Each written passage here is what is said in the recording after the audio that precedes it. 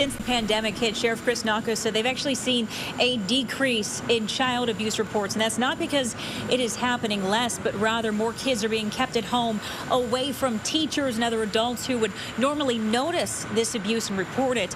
At least in this particular case, the kids were almost always kept at home. And if it wasn't for that fire, this could have gone on much longer undetected.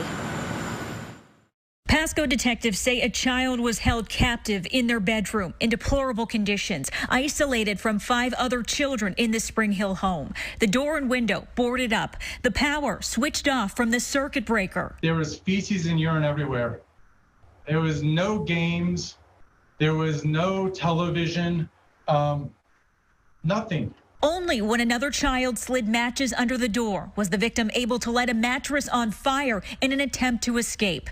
First responders came to the rescue, and their guardians, 37-year-old Daniel Davis and 36-year-old Kelly Davis, were arrested. Children that were involved, we need to pray for them. Since the start of the pandemic, with many kids separated from teachers and other adults, Pasco Child Protective Services has seen reports of abuse, neglect, and abandonment go down.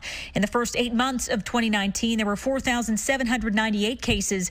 That same period this year, there were 800 fewer. You have a multitude of people that are not seeing children right now. Reports received from school personnel have gone down, while cases generated from first responders, to include law enforcement, have gone up.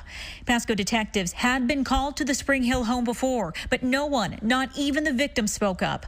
Sheriff Nocco called it a case of Stockholm Syndrome, a condition where the victim develops an emotional bond or alliance to their captor. The deputy who was told to us, relayed to us, said the child said nothing, so they were probably coached not to say anything to us. Investigators say the children were homeschooled and rarely left.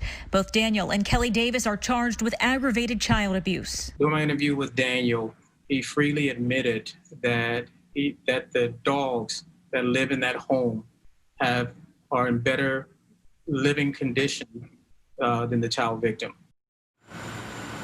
As for the other children in that home, they range in age from infant to 10 years old. They are safe tonight in protective custody. Mark. Haley Hines reporting for us. Haley, thanks.